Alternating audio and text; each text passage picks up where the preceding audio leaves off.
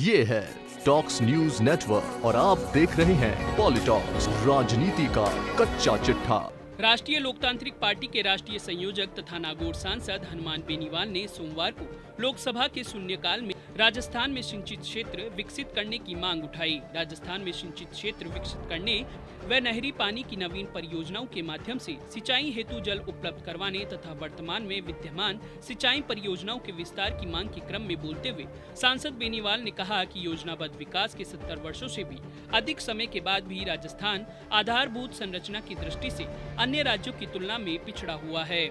सांसद हनुमान बेनीवाल ने आगे कहा कि क्योंकि राजस्थान कृषि प्रधान राज्य है और लोगों का जीवन स्तर कृषि पर निर्भर है, परंतु भौगोलिक दृष्टि पर नजर डालें तो राजस्थान की ज्यादातर खेती मानसून पर निर्भर है और कुल सिंचित क्षेत्र में से 64% सिंचित क्षेत्र कुओं और नलकूप पर निर्भर है, जबकि मात्र 33% ही नहर से सिंचित होता है, जिसमें जैसलमेर, बीकानेर, गंगानगर व हनुमानगढ़ तथा अल्प हिस्सा बाड़मेर, जालोर व कोटा जिले का है। सांसद हनुमान बेनीवाल ने केंद्र सरकार से एक बार फिर मांग करते हुए कहा कि भारत सरकार यदि ईस्टर्न कैनाल परियोजना को राष्ट्रीय परियोजना घोषित करती है तो पूर्वी राजस्थान के झालावाड़, बारां, कोटा, बूंदी, सवाई माधोपुर, अजमेर, टोंक, जयपुर, दौसा, करौली, अलवर, भरतपुर व धौलपुर आदि 13 जिलों में 26 बड़ी व मध्यम सिंचाई परियोजनाओं के साथ 2 लाख हेक्टेयर नया सिंचित क्षेत्र विकसित किया जा सकता है।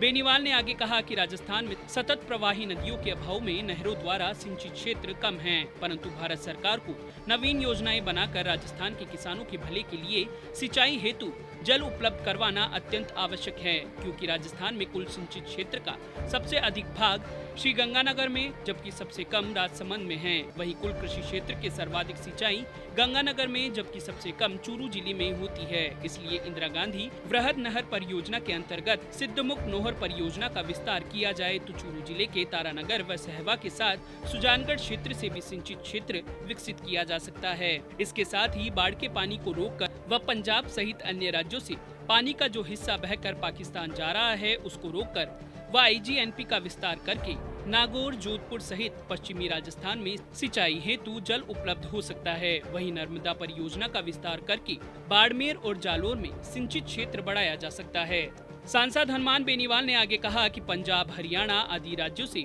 विभिन्न जल समझौते जैसे रावी व्यास जल समझौता सहित अन्य का पूरा पानी राजस्थान को मिले तो उससे भी सिंचित क्षेत्र विकसित करने की पूर्ण संभावनाएं बनती हैं। इसलिए राजस्थान की नहर परियोजनाओं के विकास के लिए केंद्र को बजट जारी करने की जरूरत है। बेनीवाल ने नियम 377 के तहत यमुना बोर्ड के निर्णय अनुसार केंद्रीय जल आयोग द्वारा राजस्थान के हिस्से के यमुना के जल उपयोग हेतु ताजेवाला व ओखला हेड वर्क से अनुमोदित परियोजनाओं के क्रियान्वयन के लिए हरियाणा सरकार को राजस्थान सरकार द्वारा भेजे गए MOU पर सहमत करने के लिए जल शक्ति मंत्री का ध्यान आकर्षित करते हुए लिखित में कहा कि 1994 में राजस्थान को यमुना बेसिन राज्यों से हुए समझौते के अनुसार 1.119 BCA यमुना जल आवंटित हुआ था, जिससे चूरू व झुंझुनू जिले की जनता को लाभ मिलता, परंतु हरियाणा सरकार अनावश्यक आपत्ति कर रही है। यही नहीं, बेनीवाल ने बताया कि 15 फरवरी 2018 को यमुना रिव्यू कमेटी की बैठक में हरियाणा सरकार की आपत्ति खारिज भी की जा चुकी है और उक्त संबंध में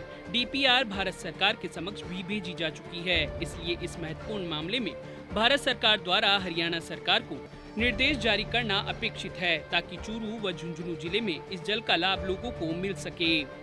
पॉलिटॉक्स ब्यूरो, दिल्ली। ये है टॉक्स न्यूज नेटवर्क और आप देख रहे हैं पॉलिटॉक्स, राजनीति का कच्चा चिट्ठा।